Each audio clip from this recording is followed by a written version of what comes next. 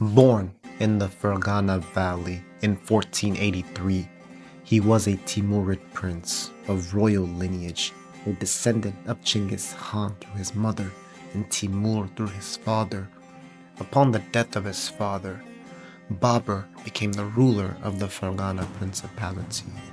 However, a small petty kingdom was not enough for him, as the young man, full of ambition, set his eyes on the glorious, bustling Timurid capital, Samarkand. Babur would have to compete with his own relatives in order to achieve his goals. He had some success capturing Samarkand briefly in 1497 and 1501, but failed to maintain them both times. Unfortunately for Babur, another powerful, ambitious, nomadic conqueror would storm into Central Asia from the north. The Uzbeks under Muhammad Shaybani Khan, also a descendant of Genghis Khan, would hammer Babur and capture Samarkand. Babur and Shaybani Khan would play tug-of-war for control of the region, but in the end, Shaybani Khan got the best of Babur and forced Babur out of Central Asia. Babur, with his loyal supporters, marched for Kabul, where he established his small kingdom there. Babur was humiliated that he was thrown out of his native land and multiple times failed to hold Samarkand. The nightmare would only continue for Babur, as Shaybani Khan and the Uzbeks would charge south and capture Herat in 1507, ousting the Timurid princes there, leaving Babur as the only ruling Timurid on the face of this earth. Babur was now in panic. The Uzbeks were once again knocking on his doorsteps.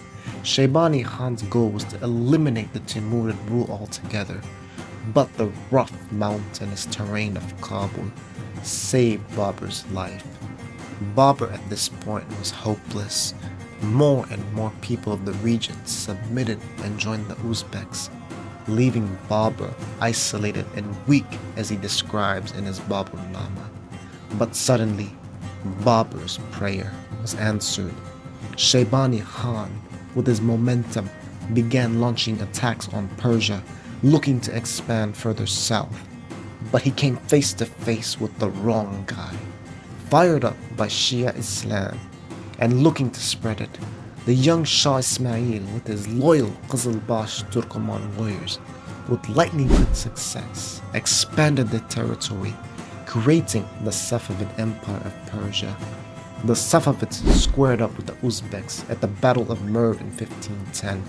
The Safavid army crushed the Uzbeks, and Shaybani Khan was mutilated, and the Uzbek advance was put to a halt.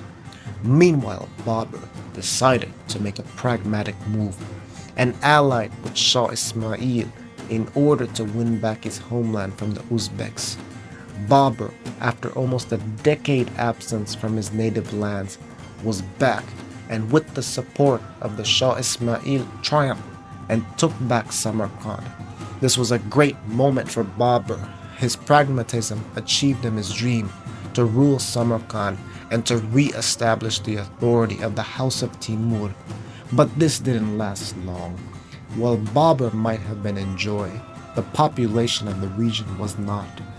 Babur, apparently after accepting support from the Shah, donned a Shia turban, and the Shah wanted Babur to spread the Shia creed and have the Friday prayer read in the Shah Ismail's name. While Babur most likely did not become a Shia, his subordinate status to the Shia Shah of Persia was heresy and blasphemous to the staunch Sunni Central Asia, and therefore the people preferred the Sunni Uzbek rule over the Safavid Shia-backed Timurid Babur. History would soon repeat itself, as the Uzbeks would regroup, and under Ubaydullah Khan would capture Samarkand from Babur. Babur and the Safavids would make a major attempt to regain the city, but this time Ubaydullah Khan and his Uzbeks crushed the Safavids, and firmly restored Central Asia back under Sunni rule, and Babur was forced back to Kabul, and this time forever. Once again, the Uzbeks brought Babur to the lowest point in his life.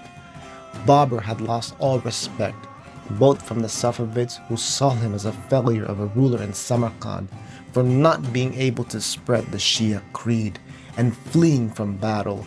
It was all over for him. It seemed like a failure to his ancestors. And because of him, the great Timurid state crumbled before his eyes.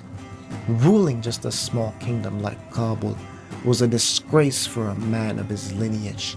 But he didn't give up, and he decided to aim another direction, this time where lied the crumbling Delhi Sultanate, ruled by the Afghan Lodi dynasty. Babur, with his pragmatism, allied with those factions hostile to the current Sultan Ibrahim Lodi, and it is also mentioned that Babur was invited to invade. Furthermore, Babur learned from his failures and borrowed Uzbek cavalry tactics. He also updated his army with the more advanced weapons like fire cannons. Babur and Ibrahim Lodi faced off at the Battle of Panipat in 1526, and despite being outnumbered, crushed the Lodis and erased them off the map. Unlike his ancestor Timur, rather than pillaging, made the conquered territory his new home, and it is said to have guaranteed security to his newly conquered subjects. He then further expanded into India, and in 1527, he defeated a Hindu-Muslim resistance force made up of Rajputs and Afghans.